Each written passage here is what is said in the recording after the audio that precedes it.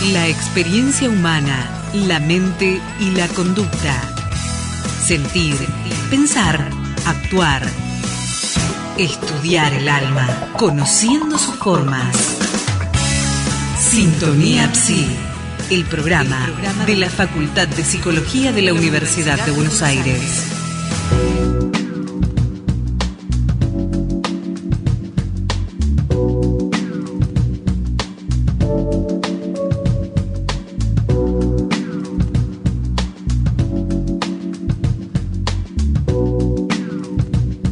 Hola, ¿qué tal? ¿Cómo están? Buenas noches a todos, bienvenidos. Dudé decir a buenas tardes, buenas noches, pasa tan rápido el día. Las 9 en punto, 9 en punto de la noche, estás en Radio UBA, en la radio de nuestra querida Universidad de Buenos Aires, como siempre. No estoy haciendo el primer programa del año porque ya hemos estado aquí durante los meses de enero y los meses de febrero, pero como se va acercando el inicio del curso en abril y hemos estado dando los cursos de verano en la facultad, bueno, uno siente que ya está en pleno apogeo de clase, pero falta todavía un poquito, digamos. Estamos en momentos de los exámenes finales del curso de verano que se dieron la semana pasada y ahora los exámenes finales de las cátedras, y de alguna forma estamos precalentando motores para lo que va a ser el inicio de otro año lectivo, cosa que nos da mucha alegría a aquellos que nos dedicamos a dar clases y ir a la universidad. El encuentro con los alumnos y con los grupos de investigación nos da y nos fortalece, nos entusiasma muchísimo. Y por supuesto que estar de este lado en la radio nos permite contactarnos con ustedes, no solamente con los alumnos de la Facultad de Psicología, sino con otros alumnos de otras facultades y aparte con el público en general, en toda su riqueza y complejidad, podríamos decir. Así que le damos la bienvenida a todos ustedes, a la gente que nos sigue desde hace ya 10 años, porque estamos transitando el 10º año que tiene vida ya este programa. Esperemos que estemos un tiempito más. Así que la bienvenida es para todos los oyentes de diferentes extractos, ¿no? Porque claro, ustedes saben que Radio UBA tiene cada hora un programa diferente de cada unidad académica, entonces se puede escuchar un programa de medicina, un programa de agronomía, un programa de psicología, un programa de DOSUBA, el Centro Cultural Ricardo Rojas. Es un abanico muy amplio y colorido de diversas ofertas que tiene la radio para todos ustedes. Por eso siempre es una alegría recibirlos, a los oyentes que nos acompañan y a los que nos van adoptando de a poquitito en el dial y nos van escuchando, Así que una alegría estar con ustedes. Bueno, Jorge, buenas noches. Leandro, buenas noches. A nuestros operadores, nuestros editores. Dolores Prosen, bienvenida. Me llamo Lisandro Cejas. Como siempre, es un gusto recibirlos, y voy a presentar a Martín Weinstein, que ya no es ustedes ya lo conocen, lo hemos entrevistado en varias oportunidades, pero aún así el protocolo, refiere a que uno tiene que presentarlo como corresponde. Hemos hecho un resumen de su currículum, muchos de los oyentes que nos escuchan ya lo conocen porque han cursado con él y lo han leído.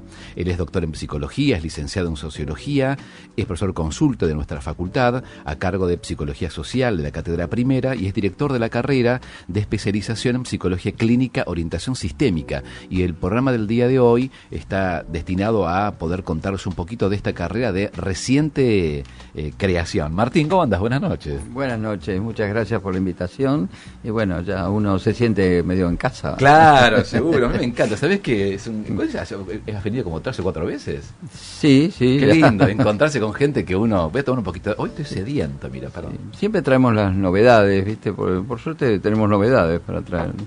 No, una maravilla. Estuviste el año pasado cerca en el segundo cuatrimestre, digamos, en el segundo ¿no? cuatrimestre, sí, con la jornada. Sí, también hemos estado charlando en su momento con Valeria Whitner, en su momento, sí, que ha venido creo que a principio de año, que trajo una investigación súper interesante, así que estamos muy detrás de los pasos de vuestro equipo de investigación y de Valeria y tuyo, así que... Pero bueno, el año pasado, a fin de año, habíamos comentado con Dolores que se crea una carrera que no existía, por eso se crea, ¿no? Pero que me parece que le diste la tecla a una gran necesidad, porque no existía hay un montón de carreras de especialización en la Facultad de Psicología. De hecho, aquellos que están a cargo de lo que es la Secretaría de Extensión y Bienestar Universitario, bueno, todo ese equipo siempre nos proponen a nosotros en la radio que propalemos información, y hay una gran cantidad de cursos y carreras, pero no existía una especialización en el ámbito de lo que es la orientación sistémica, y vos tenés una profunda formación. Contale a la gente. Primero me gustaría preguntarte algo en lo personal para luego volcarnos a la creación de esta carrera. ¿Cómo surge en vos tu interés por este enfoque sistémico? Eso es muy temprano. Sí, contale Sí. un poquito a la gente. Bueno, eso. A ver, para esto, bueno, yo me recibo hace muchísimos años de sociólogo primero. Primero desde acá en la UBA. Sí, Qué en maravilla, la UBA de sociólogo. Qué hermosa carrera. Empiezo a trabajar como sociólogo y trabajo mucho. En esa época, mis primeros trabajos fueron contratados por el gobierno, en la época de los gobiernos militares todavía no tan terribles. Contrataban sociólogos, para decirlo de alguna manera. Después dejaron de contratar sociólogos. Pero a mí me contrataron para los primeros trabajos que hice grandes fueron los trabajos sobre universidades nacionales, la creación de universidades nacionales. Se creó en ese entonces la Universidad Nacional de Salta, la Universidad Nacional de Misiones, y una fundación privada, que era la Fundación Fortabat, se transformó en la Universidad Nacional del Centro de Buenos Aires, que hoy está en Olavarría, Tandil y Azul. Y Martín, el objetivo de la investigación Esos eran los estudios de factibilidad. Y contale un poco a la gente y traducimos. Sí, un estudio de factibilidad es el estudio de cuán factible es hacer una universidad en una región. Y en aquel entonces se estaban creando, los gobiernos militares, así como hacían rutas y hacían muchas cosas de infraestructura sobre todo, les interesó crear universidades. Había toda una corriente mundial también de creación de universidades, ¿no? Y se crean universidades en el noroeste, en Salta, en el noreste, en Misiones. Y son universidades que hoy están funcionando, vigentes. Se crea la de Río Cuarto también, de la cual fui asesor en ese momento. ¿Vos sabés que había universidad allí en Río Cuarto? Estuve hace poquito. Sí. Y bueno, en aquel entonces nos contrataba la Presidencia de la Nación y hacíamos el estudio de factibilidad con un equipo que nos mandaban y bueno, y trabajé bastante tiempo en eso.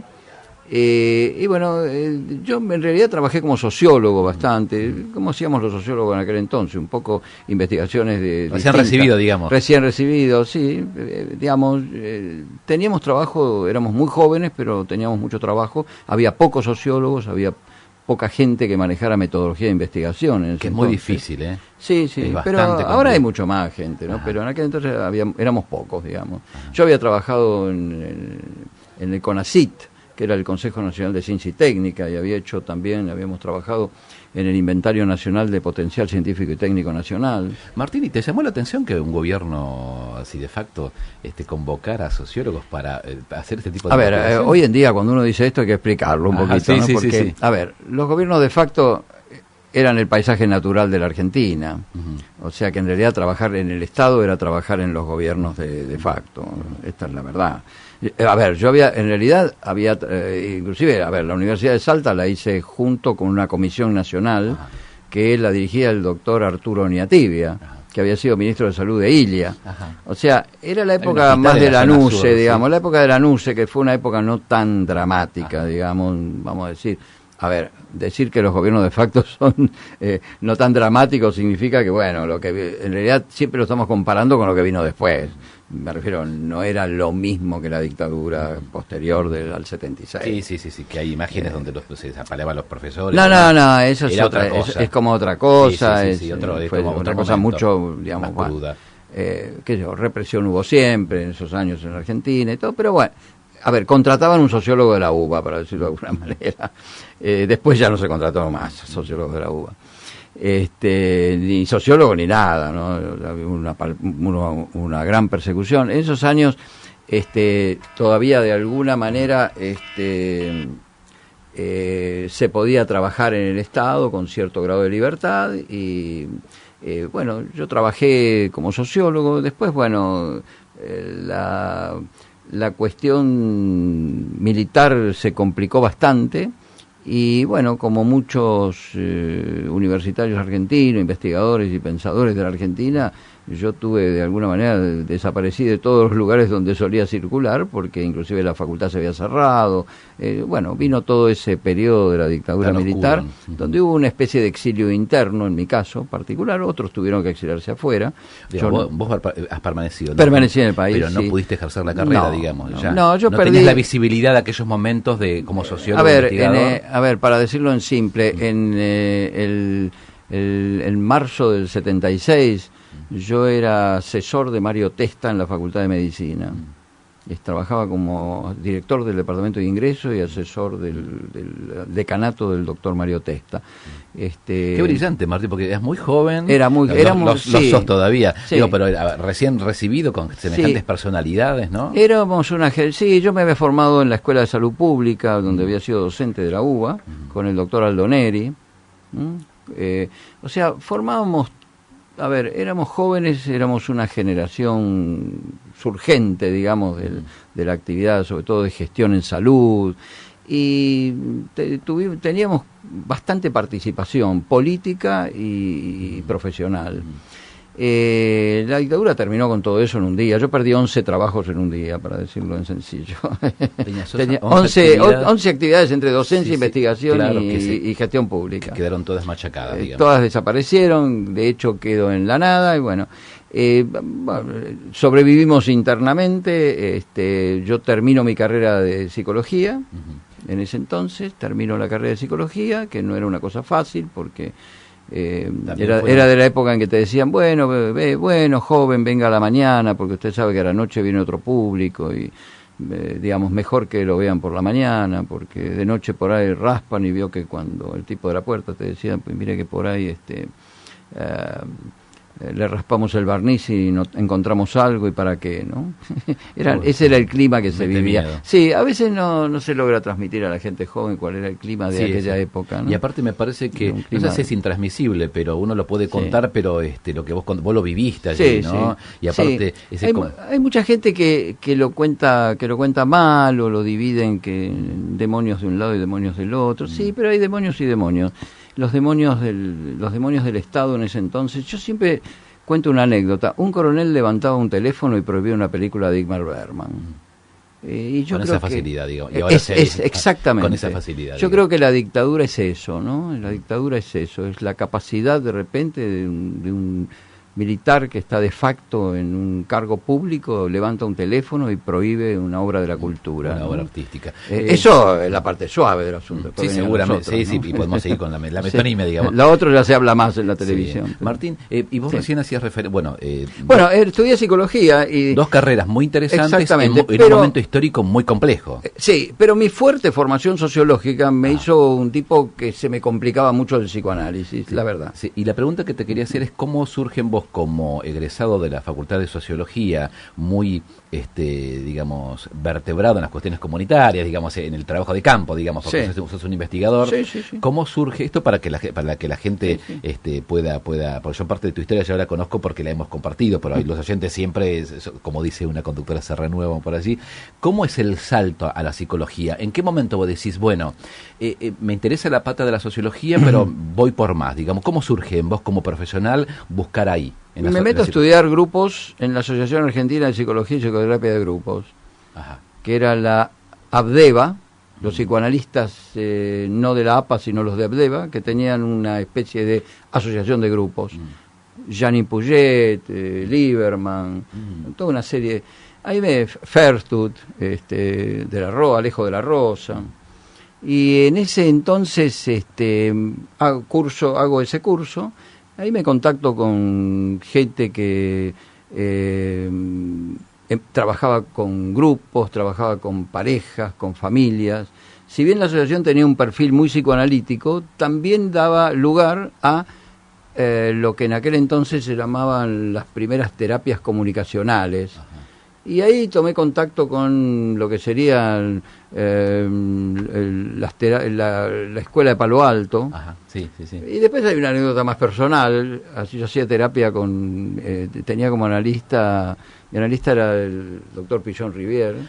No sabía esa anécdota no la sabía, mirá. Sí. Y él era de los que sabían encontrar en las personas algo así como cuál era el meollo por el cual hoy se diría que les captaban el deseo. Y él me contactó con la obra de Gregory Bateson, que llegaba en el año 72, publicada. Pasos hacia una ecología de la mente. Era un paperbook. Un día me lo tiró así y me dijo, este es un loco que piensa como vos, ¿no? Es un antropólogo, me dice, pero ¿viste? Tiene todo mezclado, como tenés vos, psicología, sociología, antropología. Bueno, en realidad yo hice mi tesis de doctorado después en Argentina y parte en California sobre la obra el concepto de mente en la obra de Gregory Bateson. Bueno, qué interesante, porque Pichón Rivière ahí es como que vos decías, te lee el deseo, el interés, sí, y no te tiró cualquier la librito. La anécdota encima tiene porque el otro paciente de él era Oscar Mazota. Ah, que venía... Sí, que nos encontrábamos en el consultorio, porque los horarios de atención de Pichón en ese entonces, que ya era un hombre mayor... y ¿Dónde atendía, Martín? Contame esto. ¿Dónde atendía él? En la calle Sánchez de Bustamante. Ajá. Qué bárbaro, ¿no? Sí, un consultorio de Barrio Norte, típico de psicoanalista. Ajá. Y era muy divertido porque uno se encontraba ahí a veces con los pacientes, porque los horarios eran un poco inestables, digamos. Bueno, era un psicoanalista tradicional, digamos. Bueno, me dio de alta el día que me casé y vino mi casamiento. Era un hombre que tenía esa característica. A mí me encanta esa que no sea tan ortodoxo, digamos. No, él tenía, era por un lado muy ortodoxo, o sea, hacía diván. Sí, claro, pero digamos, tenía estos permitidos, digamos, que hoy en día, bueno, ¿cómo un analista va a ir al casamiento? Yo iría, si me invitan, ¿no? ¿Por qué no? Sí, no, vino, bailó hasta las 6 de la mañana, con la señora. Porque bueno, vos lo describís como un analista, bueno, es una palabra que yo voy a poner, ¿no? Como que genera mucha empatía, es como muy cercano a vos, digamos. Sí, no quizás no en su práctica, pero era capaz, digamos, me refiero, era un hombre que podía por ahí separar claramente. A ver, tenía un encuadre heterodoxo en términos de lo que era en ese entonces un encuadre kleiniano clásico, porque estamos hablando de una época en que el psicoanálisis argentino era realmente muy tradicional y muy kleiniano, digamos, muy británico. Él, bueno, había abierto su cabeza a un montón de cuestiones de la psicología norteamericana, de la psicología de los grupos inglesa y americana, y estaba en contacto con todo, tenía contacto con las novedades francesas en psicoanálisis. Bueno, ¿Qué proyección, Pichón?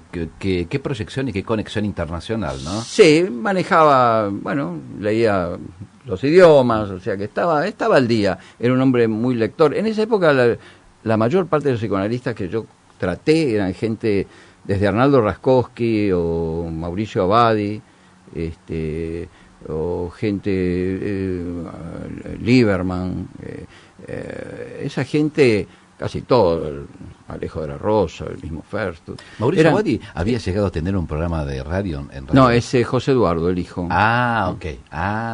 Sí, con quien lo quiero mucho y hemos... ¿Qué psiquiatra? Bueno, son médicos, psiquiatras y psicoanalistas. Sí. Porque yo recuerdo... José Eduardo fue profesor cuando yo, digamos... ¿Qué edad tiene José Eduardo ahora?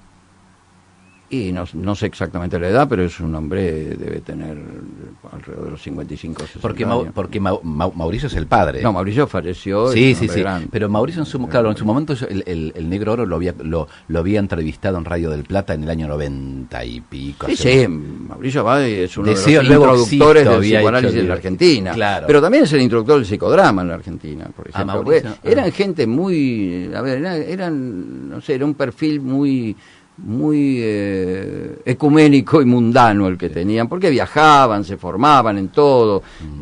A ver, el hijo de Mauricio, José Eduardo, ha hecho formación en casi todas las líneas terapéuticas, son gente muy viajada, formada, estudiada, ¿no? Martín, y cuando Pichón Rivière te tira ese libro de Gregory Bateson, ¿no? Sí. Así como digamos que en algún punto esto es para vos te encontrás ahí con un autor, porque ahí Pichón en algún punto te lo sanciona, ¿no? Sí. Y vos, de hecho, de alguna forma vos haces tu tesis doctoral en relación a la no salí más de ahí, Bien.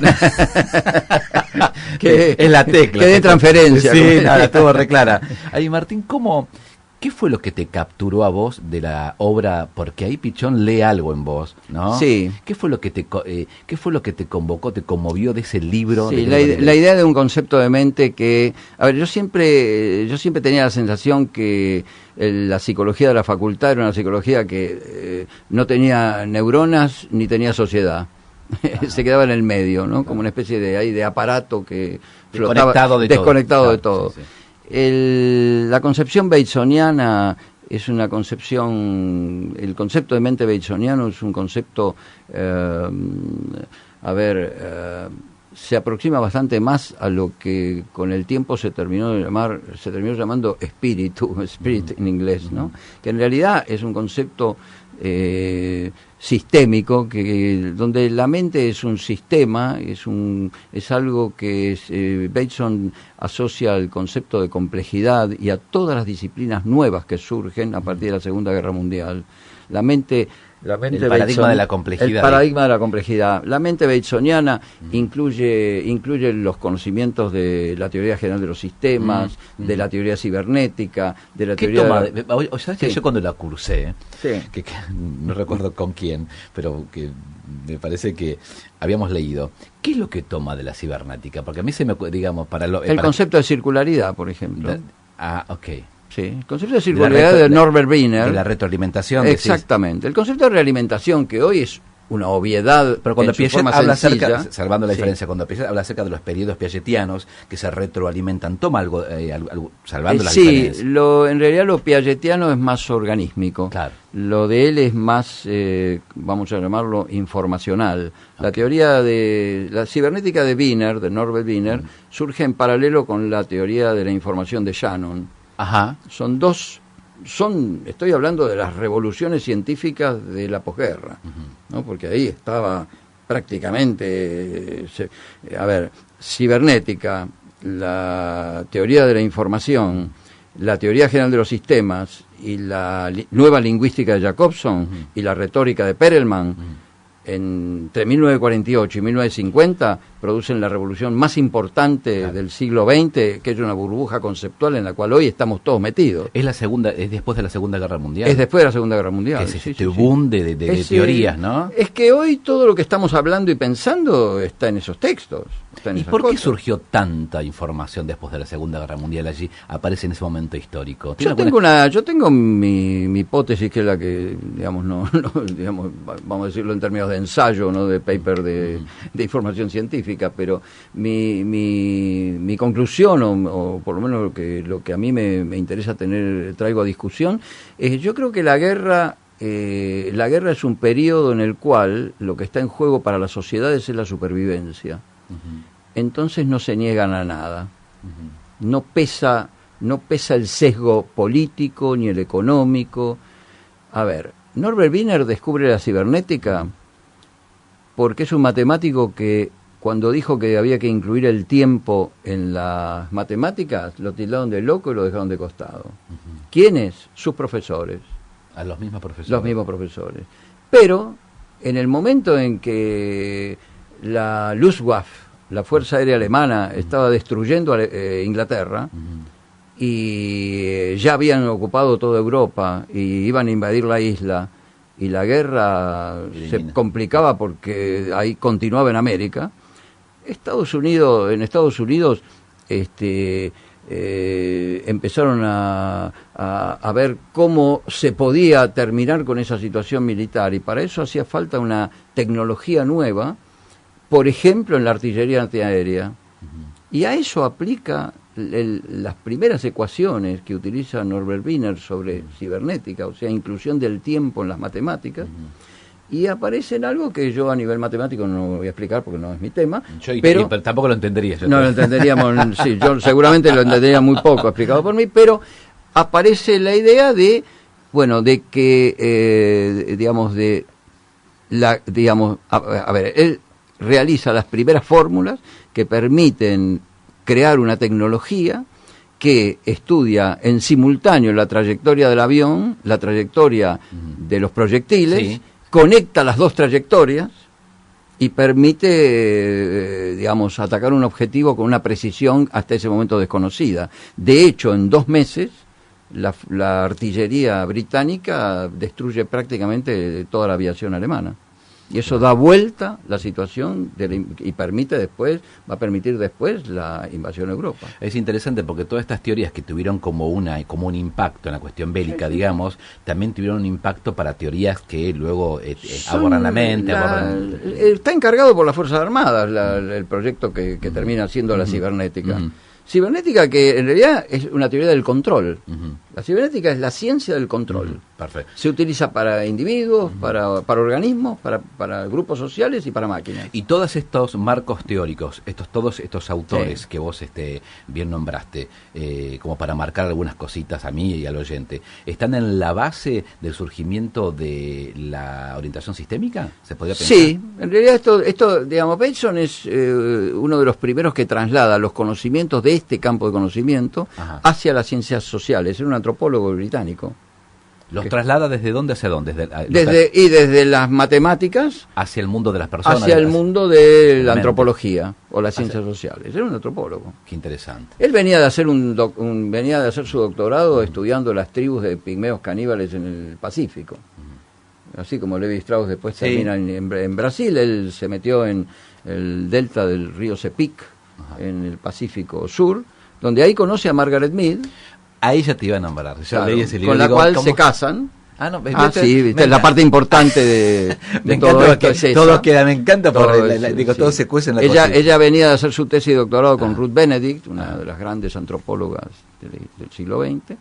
Y qué podería la antropología en ese momento, ¿no? Qué poderosa, ¿no? Y porque en ese entonces había una preocupación muy grande en el mundo occidental y en la ciencia, que era estudiar la evolución estudiar la evolución para tratar de entender por qué había pueblos avanzados y pueblos atrasados.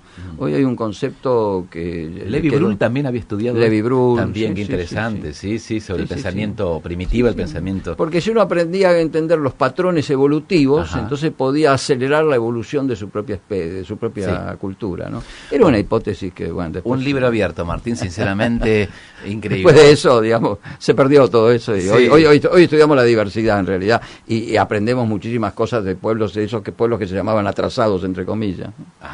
Está muy bien. Ha cambiado mucho la concepción. Él es Martín Weinstein, está charlando con nosotros una vez más. Yo comencé primero a hablar acerca de la vida de Martín, nos falta un montón todavía, porque la idea es presentarles a ustedes que él es el director de la carrera de especialización en psicología clínica con orientación sistémica, de reciente creación, que me parece que esa creación viene a darle mucha alegría a muchos alumnos y a muchos colegas que quieren especializarse en esta rama, digamos, en estas teorías. Así que hemos hecho como un repasito. Nos falta media hora, así que no se preocupen porque no todavía te quedas, Martín. Bueno, pero me gustaría invitarlos a escuchar música. ¿Qué les parece? Escuchar una canción y aparte a invitarlos a que se comuniquen con nosotros al 5285-5962.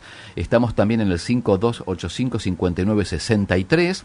Nos escuchás por www.uva.ar/Radio Uva y también tenemos un correo electrónico que es sintoniapsi@hotmail.com. De regreso vamos a seguir hablando con Martín Weinstein, el profesor, doctor Martín Weinstein. Yo digo Martín porque ya lo conocemos, pero bueno, y los oyentes también muchos. Así que le damos la bienvenida a todos los que recién escuchan Radio UBA, que nos conocen, que nos descubren, y de regreso vamos hasta meternos en las profundidades de cómo se construye esta carrera, cómo se elabora, cuáles son las ideas, los autores que algunos Martín ha nombrado recién, hacia dónde va, cuál es el equipo docente y demás. No se vayan, ya venimos.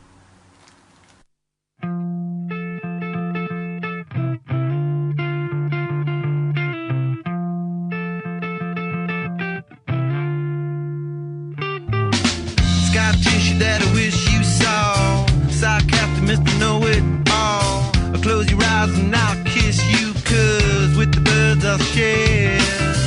With the birds I'll share this lonely view. And with the birds I'll share this lonely view. And push me up against the wall. Young tuck girl in a push-up bra. I'm falling all over myself to lift your heart in case you're here, 'cause with the birds I share this lonely view. With the birds I share this lonely view. With the birds I share this lonely view.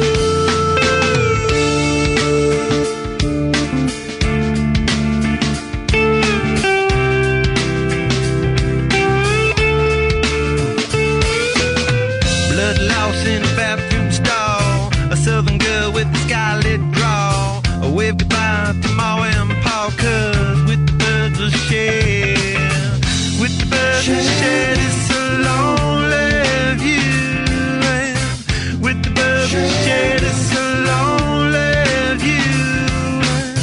soft-spoken with a broken jaw. Step outside, but not to brawl. And autumn sweet wind, call it fall. I'll make it to the moon, never have to crawl. And with the birds that shed this lonely view.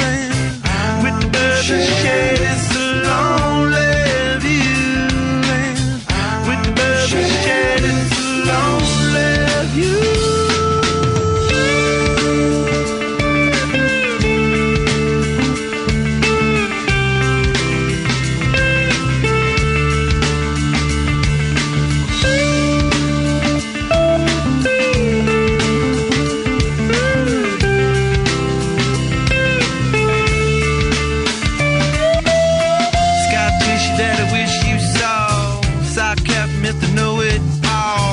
Close your eyes and I'll kiss you, 'cause with the birds I share, with the birds I share this lonely view, and with the birds I share this lonely view, and with the birds I share this lonely view.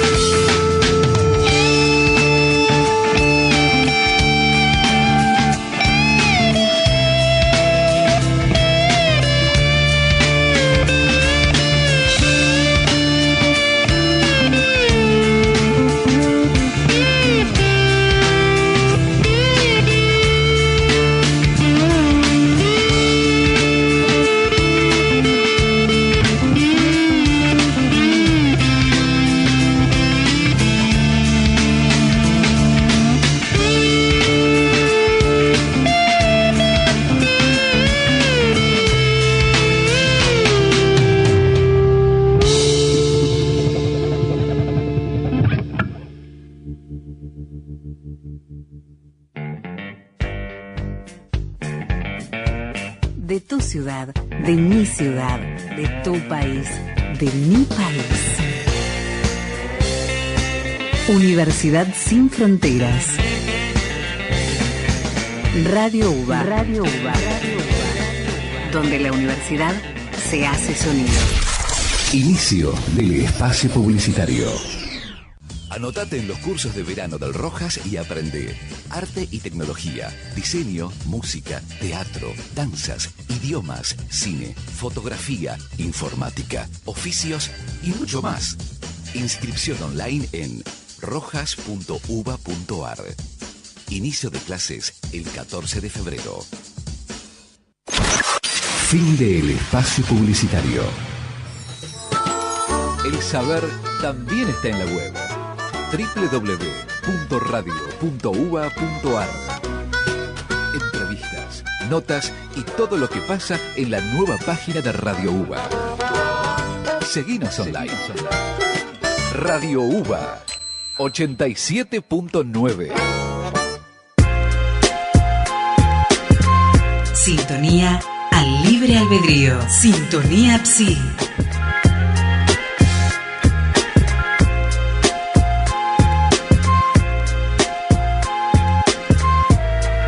Bueno, muy bien, señoras y señores, estamos ya, 21:33 minutos de una noche muy linda en Buenos Aires, este jueves más que agradable. No sé qué temperatura debe estar haciendo porque justo tengo la pantalla del televisor allí, pero no me la marca. Pero es muy, muy, muy agradable la noche del día de hoy. Y es más agradable porque estamos aquí en la radio, estamos junto a todos ustedes y nos acompaña el profesor Dr. Martín Weinstein, que nos vino a visitar una vez más. Y como han escuchado en la primera media hora, hemos hecho todo un repaso por la historia en parte de Martín, con la sociología, por supuesto por la psicología y su trabajo como investigador, pero este programa queríamos dedicarlo a presentarles a ustedes esta creación de la carrera de especialización en psicología clínica con orientación sistémica, que tiene, digamos, arranca este cuatrimestre. Arranca en abril. Arranca en abril. Sí, bueno, sí. Martín, ¿y cuáles son tus expectativas con respecto a esto? Bueno, expectativas tenemos mucho, la gente también tiene muchas porque ha habido una enorme cantidad de consultas, hemos tenido las 2 reuniones informativas, vino mucha gente, realmente vino más gente de la que esperábamos, y hay mucha consulta a través de las redes, a través del mail de la facultad. Porque la gente que quería, perdón que te haya interrumpido, Martín, la gente que quería profundizar en esta orientación del ámbito de la psicología, no lo podía hacer en la facultad, salvo algunos cursos y algunas materias, pero no había una especialización. A ver, digamos, nosotros tenemos universidades de gestión privada y de gestión pública. En las universidades de gestión pública, la primera materia sistémica que hubo en el país fue la que creamos en el 92, Teoría y Técnica de la Clínica Sistémica. Esa se creó en la época que estaba la decana Sara Slapak.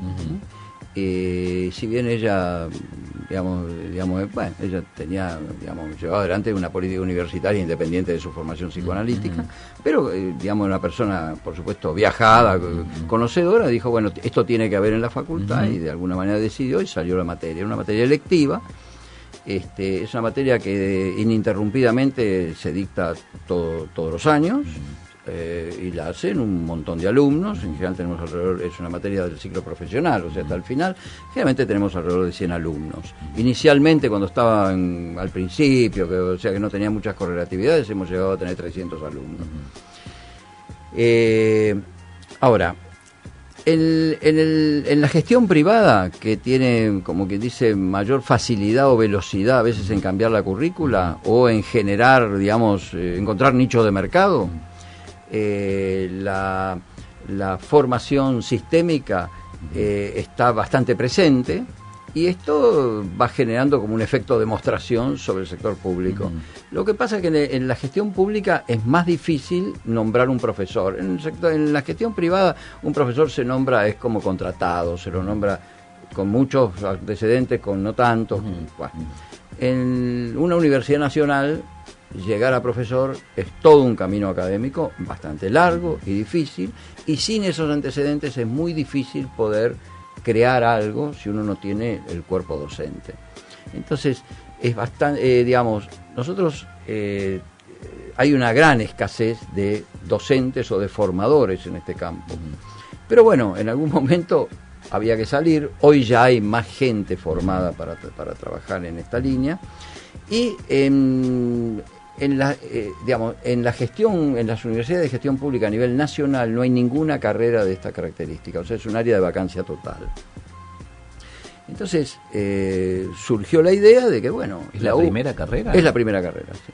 En realidad hay dos carreras de esto. Una de la Universidad de la Aconcagua, que es privada en Mendoza. Sí, la conozco. Estuve a punto de estudiar allí cuando vivía. El decano de la carrera, Lupiáñez, es un hombre muy capaz, muy conocedor de la política universitaria, muy ubicado en la actualidad de lo que es la enseñanza de la psicología en la Argentina y el mundo. O sea que tiene un buen nivel esa facultad. Muy buen nivel, sí, tiene buen nivel. Ellos fueron los primeros que hicieron la carrera. Esa carrera inclusive está aprobada por CONEAU, tiene categorizada, etcétera. O sea, porque y qué necesaria esa aprobación. Gente que hace las cosas bien, es una universidad muy reconocida en Cuyo. Ahí no compite con universidades nacionales. Y es privada. En su momento era bastante cara. Yo trabajé haciendo radio en su momento y no podía... ¿Sabés qué? Bueno, contra los oyentes, te chusmeo. Una de las cuestiones que me alejaron de la provincia de Mendoza, yo hacía radio ahí en una radio llamada Red 101 como locutor.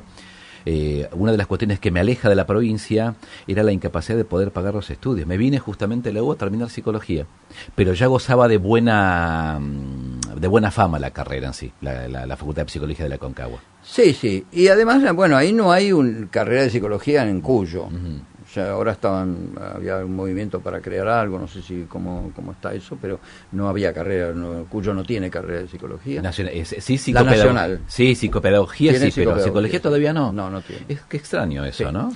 Entonces, bueno, si uno dice, si querés estudiar una maestría en clínica sistémica, tenías que irte a la Aconcagua. Bueno, y el resto del país no lo tiene. Entonces,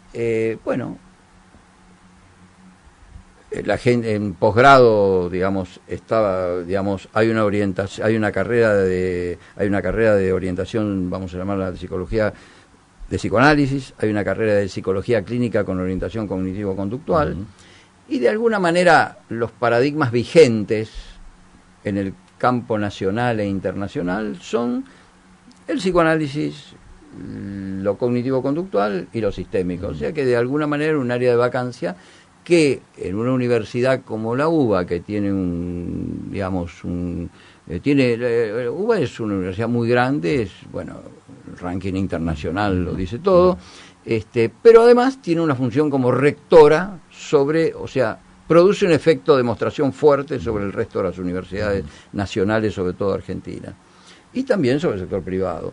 Entonces, digamos, llenar esa área de vacancia es por un lado una responsabilidad bastante grande, pero por otro lado una gran oportunidad de generar un efecto diversidad en la oferta de formación a los terapeutas. La clínica sistémica es una clínica que cubre áreas de mucha importancia en la actualidad, es un enfoque de la terapia de niños, atendido fundamentalmente utilizando la familia como agente terapéutico. Eso es un área que otras corrientes no desarrollan, ¿no? O sea, están más puestas en la perspectiva individual. O sea que la familia aparece ahí como agente terapéutico. Qué interesante eso. Sí. Eso pertenece a la teoría sistémica. Sí, absolutamente. Eso lo empezaron a hacer los sistémicos en 1950, no es ninguna ¿Y cómo novedad. sería, digamos, cómo es que la familia, porque es una pregunta que seguramente el oyente va a pedir que yo te pida que vos extiendas, ¿cómo es que la familia? La gente se cría en familia. Sí, en órganos. Y más allá de que las personas tienen sus procesos individuales, ya sean cognitivos o psicodinámicos, más allá de eso, y que cada uno tiene su singularidad, ese proceso de crianza, para decirlo de alguna manera, te cría más sanito o menos sanito. Te marca. Exactamente. Te cría más sanito o menos sanito, más adaptado o menos adaptado, como quieras llamarlo. Es como que uno podría pensar que las patologías muy diferentes entre ellas podrían llegar a ser una consecuencia, es el emergente de una comunicación, digamos, enferma. El modelo sistémico sostiene firmemente que los síntomas psicopatológicos son procesos emergentes de una cierta dinámica del sistema familiar. Interesante. Este es un planteo así, es uno de los axiomas de trabajo de la clínica sistémica. O sea que cuando yo recibo a un niño y abordo este marco teórico, y un niño que tenga cualquier patología o cualquier síntoma, voy a tener que convocar a la familia porque es justamente allí donde ha surgido. Sí, eso tiene un gradiente. Ajá. O sea, la sintomatología de un niño tiene algo así como un gradiente de instalación en el niño, que puede de alguna manera hacer necesario que también se trabaje con el niño en forma individual. Pero si no hay ese grado de instalación, para decirlo de alguna manera, en algunos trastornos el tratamiento va a ser también sistémico, pero fuertemente puesto sobre el individuo. Sobre el niño, digamos, en este caso. Pero en general, el enfoque que nosotros tenemos es trabajar fundamentalmente con la familia. Porque ese es un sistema. Exactamente. Aún trabajando con el niño, siempre se va a trabajar con un encuadre familiar. Y se convoca a la familia. Siempre se tiene presente a la familia. El terapeuta ve al paciente como un paciente dentro de un sistema familiar. Nadie está fuera de una familia. No, nadie está por fuera del grupo social, digamos. No, nadie está fuera de la familia. La gente está en una familia mientras es niño, la familia de origen. La gente cuando termina de ser niño arma una pareja. Bueno, la terapia sistémica es la terapia de pareja. La mayor parte de las terapias de pareja del mundo son terapias sistémicas. Gottman, la mayor parte de los autores, digamos, las investigaciones, Jacobson, todos tienen modelos sistémicos. Si la pareja esa tiene niños, ya estamos adentro de otra familia. Es decir, es la pareja entre, digamos, cuando tiene un hijo ya es familia. Seguro. Es decir, o sea, uno tiene de la familia de origen, arma pareja y arma una familia después. Normalmente esto ocurre así. Hoy en día hay mucha diversidad de familias. Hay familias monoparentales, ensambladas, hay montones de modelos, pero todas son familias. Familias quiere decir gente que convive de alguna manera en una fuerte comunidad emocional y afectiva, y sobre todo de convivencia de la vida cotidiana, donde se establecen patrones relacionales que son completamente distintos a los patrones relacionales que tienen las personas en la vida cotidiana, digamos. Cotidiana, no familiar. Exacto. No es lo mismo una oficina que una familia. No, seguramente. Está bien, y aunque el marco, digamos, vos lo dijiste perfectamente, porque estás... Pero aparte uno en una oficina puede pasar muchísimo tiempo y parece como es otro marco relacional. Sé que me quedé pensando... Puede ser no solamente una mala familia la oficina, exacto, sino que no llega a ser nunca nada ni siquiera parecido. Me quedé pensando en el mundo comunicacional que se establece en la familia, en estos órganos, digamos, ¿no? En la familia, en el trabajo, con una pareja, en los modelos de comunicación que se establecen, ¿no? Sí, en realidad, a ver... La idea comunicacional es que el síntoma que alguien desarrolla, a quien el modelo llama paciente identificado, ¿no? ¿Por qué? ¿Identificado por quién? Identificado por el sistema de salud o por la familia, como que él es el que tiene el problema. Bueno, ese paciente identificado, el síntoma que desarrolla o que presenta o que le es atribuido, digamos, ese síntoma es algo que es la única respuesta que esa persona encontró a un sistema comunicacional estable que solo puede generar esa respuesta, y por su organización no puede generar otra. La terapia sistémica es una terapia que busca cambiar la organización familiar, o sea, los patrones relacionales y comunicacionales de la familia, para que ese síntoma deje de existir. Esto es digamos, el núcleo, digamos, de lo que es el enfoque terapéutico. Y Martín, cuando vos hablabas, justamente hacías referencia a los niños, también siempre se piensa a un adolescente y a un adulto dentro de un marco referencial, de comunicación, y siempre se tiene en cuenta la familia, siempre. Mira, para UNICEF el niño tiene de 0 a 18 años, empezamos por ahí. ¿Hasta los 18 años? Hasta los 18, o sea, Naciones Unidas, el niño tiene hasta los 18. Ah, ¿no es adolescente a los 18? Sí, la palabra adolescente es algo que en realidad sí, es una etapa del desarrollo, vamos a decir. La adolescencia es algo que en realidad es una construcción social, no es una etapa es una etapa del ciclo vital, pero como construcción social, no es una etapa biológica. La adolescencia no es una etapa biológica en absoluto.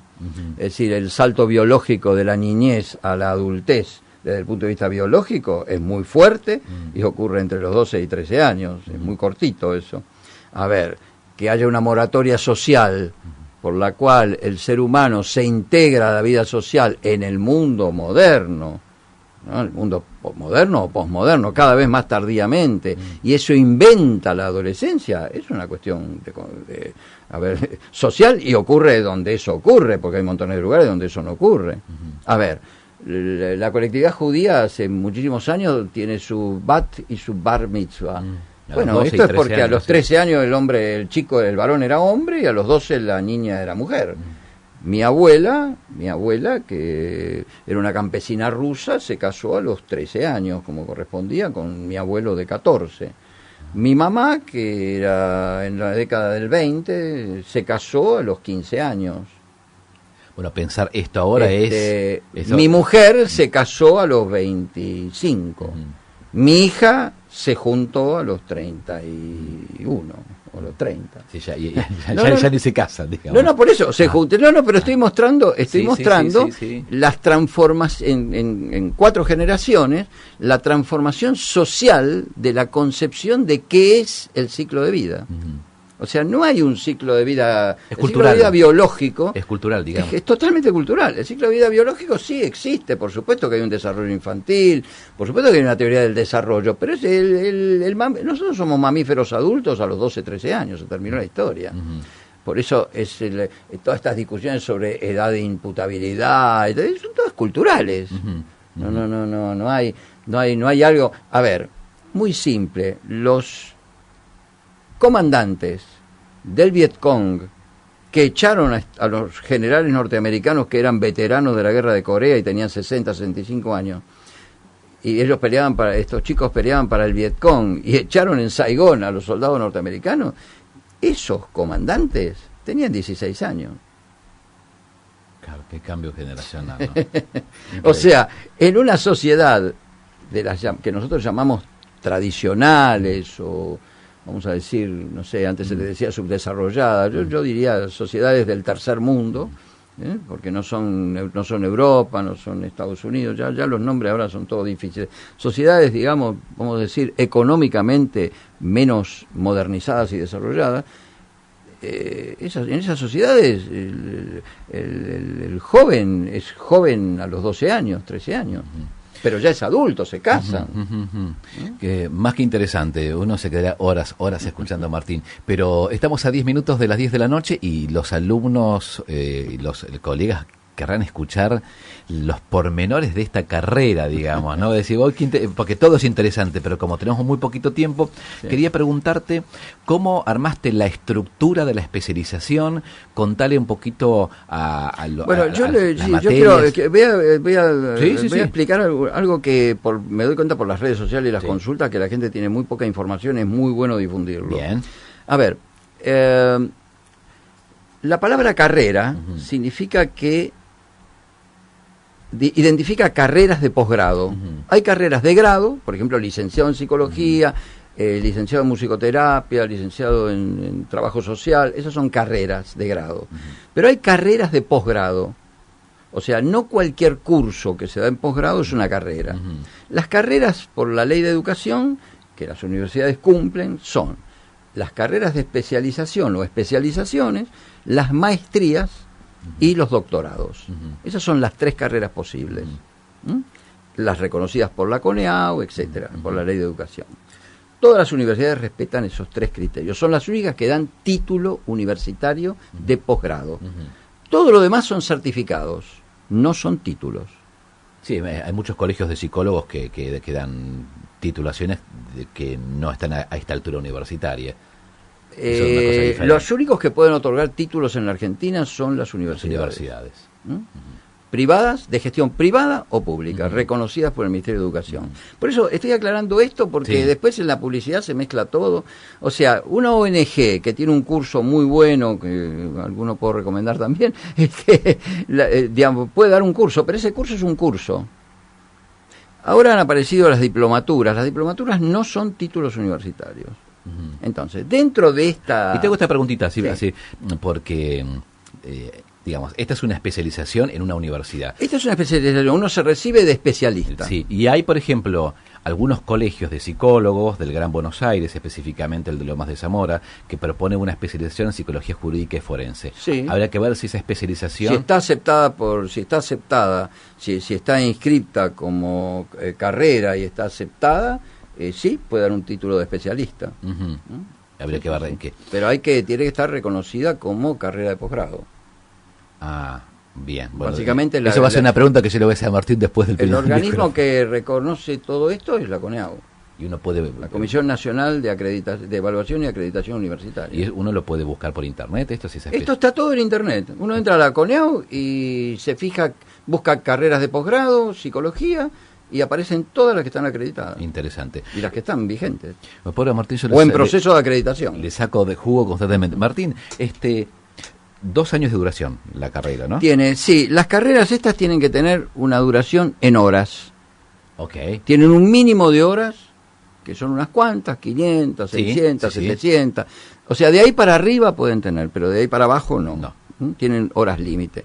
Y en las especializaciones se requiere fundamentalmente un porcentaje de prácticas.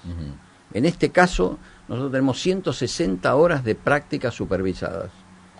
También se exige que la supervisión sea un número de horas acorde al número de prácticas. ¿Y las prácticas cómo las pensaste y dónde los harían los alumnos? Las prácticas se hacen en sitios de atención clínica con los cuales se establecen convenios. Esos pueden ser de gestión pública o de gestión privada.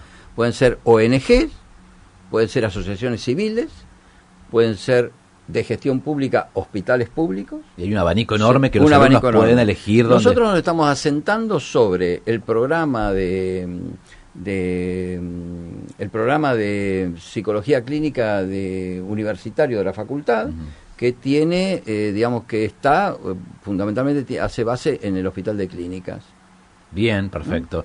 Y en los hospitales universitarios, ¿no? Está el ROFO, los otros hospitales universitarios. ¿Y cuáles son si podés contar un poquito a los oyentes que quieren inscribirse, cuáles son las materias que pensaste?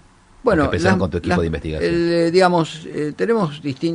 Tenemos un conjunto de materias que tiene que ver con la formación teórica sistémica en psicología clínica, y un conjunto de materias que tienen que ver con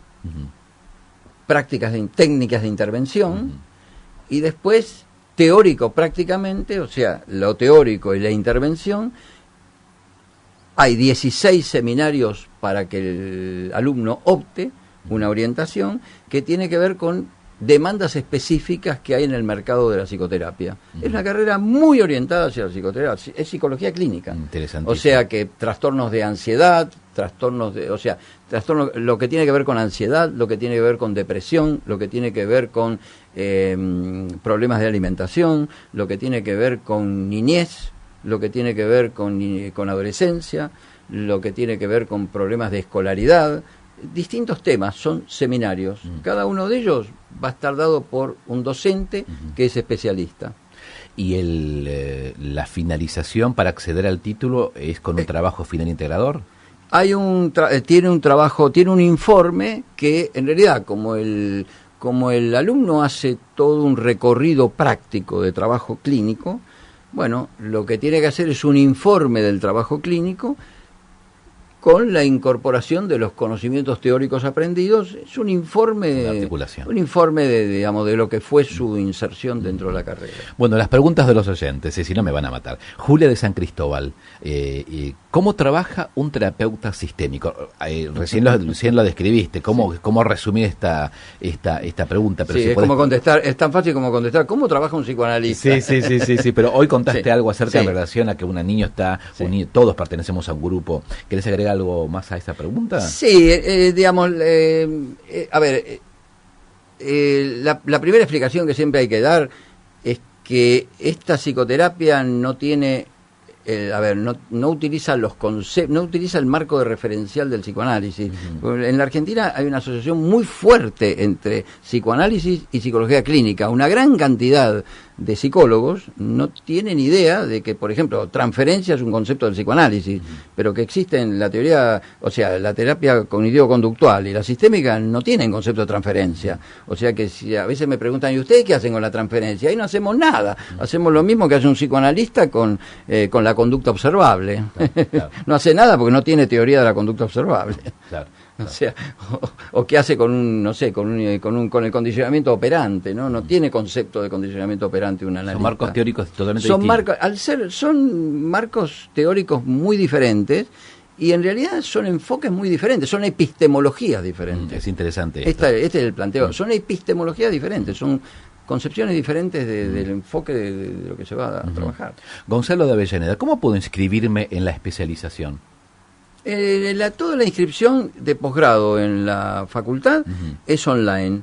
O sea, se entra PSI-UBA-AR, oferta de posgrado, y allí está todo explicado. Hay que aprender un poquito a navegar, los chicos tienen que aprender a navegar un poquito. Nativos digitales, como se suele decir. Más o menos. ¿Sí? Preguntan bastante como, ¿y qué ventana abro?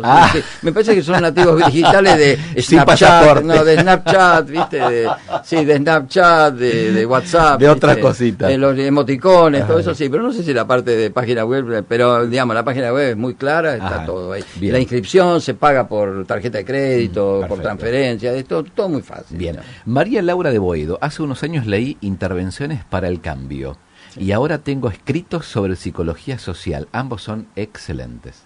Bueno, gracias.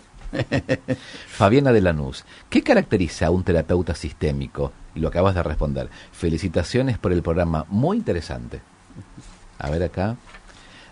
Mauricio, fui alumno de Martín en psicología social, disfruté muchísimo esta materia, muy claro para transmitir los conceptos. Y yo estoy de acuerdo con vos, sos muy... voy a utilizar un término que, bueno, a ver si se entiende. ¿Viste cuando hay profesores que son cancheros para hablar sin perder la rigurosidad científica? Bueno, sí. Vos sos así. Se entiende fácilmente. Bueno, Martín, ¿qué querés? No te puedo decir más que un placer entrevistarte, que indudablemente esta especialización viene a responder demandas del alumnado, que le damos la bienvenida, y también agradecemos a todas las personas con las que vos te reuniste en la facultad para que le dieran el visto bueno y para que esto surgiera. Sí. Vos tenías que estar a cargo de esto porque estás muy especializado. No, en esto realmente, digamos, los alumnos y la gente, hay que agradecerle a las autoridades de la facultad, se han movido. O sea, a ver, en una universidad de gestión pública las cosas cuestan, hay que hacerlas, hay que cumplir un montón de normas, hay que mover un montón de gente, resoluciones, esto va a la universidad, vuelve.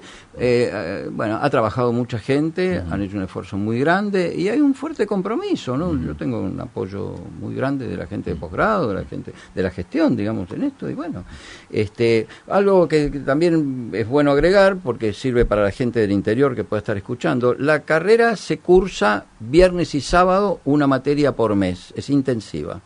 Ah, viernes y sábado. Sí. O sea, es un viernes y sábado por mes. ¿Desde qué hora a qué hora más o menos? Es de 14 a 22 el viernes y de 9 a 17 el sábado. Ah, o sea son 16 horas que otorgan un crédito y eso es una materia. La primera materia son 2 créditos, se cursan 2 meses, pero la hicimos intensiva porque hay mucha gente que viene del interior, de la provincia, inclusive de algunos países limítrofes. Es decir, a medida que se vaya viendo, digamos, el nivel académico que esto tiene y un poco con la calidad de la oferta, yo creo que hay mucha gente que está haciendo consultas de países limítrofes. ¿Es una vez por mes? ¿Luego vuelven a sus lugares? ¿Pueden así de alguna manera? Pueden venir, sí.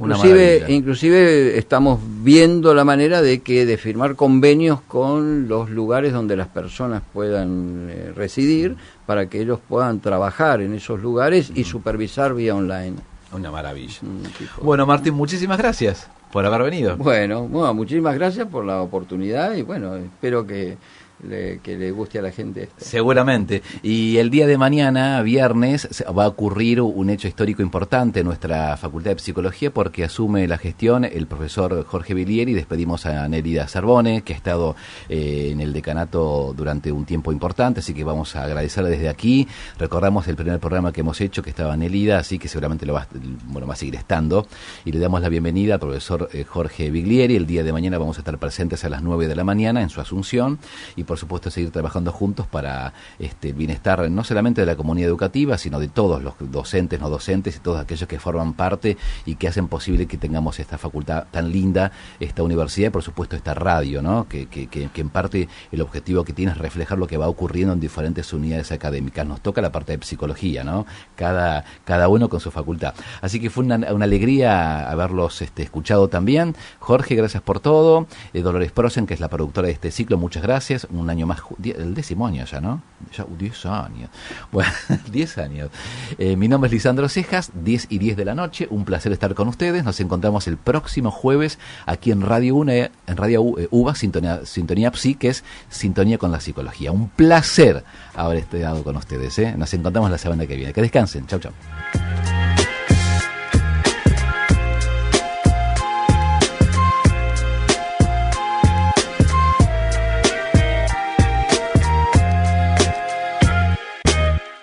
Sintonía Psi, el programa de la Facultad de Psicología de la Universidad de Buenos Aires.